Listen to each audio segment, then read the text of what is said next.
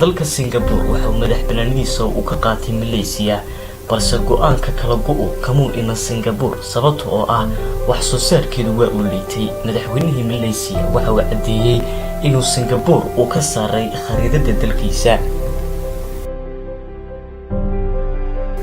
waqtigaasi Singapore ma ay haysanin wax horumar ah halka aqlabiyada shacabkuna waxba aysan qorin waxna aysan aqriyin balse madaxweynihii Singapore waxa uu aaminsanaa in uu meel fiican uu dalkiisa gaarsiin karo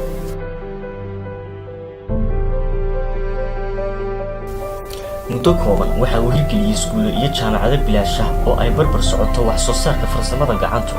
si loo kordhiyo aqoonta shacabka sidoo kale madaxweyne Lee waxa uu ku baaqay in uu soo dhaweynayo cid kasta oo maal gashanaysa dalkiisa wada shaqaynta iyo midnimada shacabka ayay Singapore ku gaadhay horumarka laxaad kale sidoo kale waxa culeyskeeda lahayd in uu dal aad ka tirsan tahay iska ka saaro wax soo saar la'aanteeda awgeed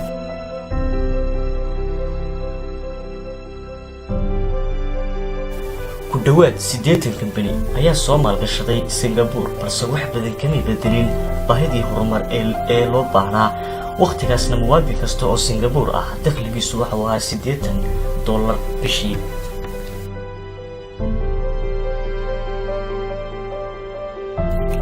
madaxweyne Lee kuma kaaftoobin deeqaha ay kambaniyadu siinayeen sidoo kale isaga iyo kaaliyaashiisiiba waxa ay bilaabeen dejinta nidaam horumar oo aan lahayn ku xidhnaanshiyaha shirkadaha shisheeye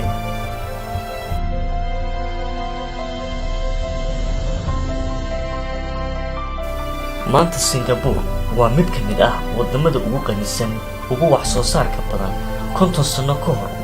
waxa ay ahayd iyo maanta heerka ay taagan tahay waxa sabab u ah xukuumadda daacada iyo shacab hiigsi leh Singapore maanta waxa ay leedahay madaarka ugu caalamisan dunida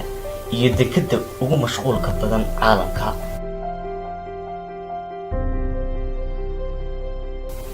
horumarka ay maanta Singapore taagan tahay waa mid ay ka qatan tahay Malaysia wax soo saarka muwaadin kasta oo Singapore ah waa $80,000 bishii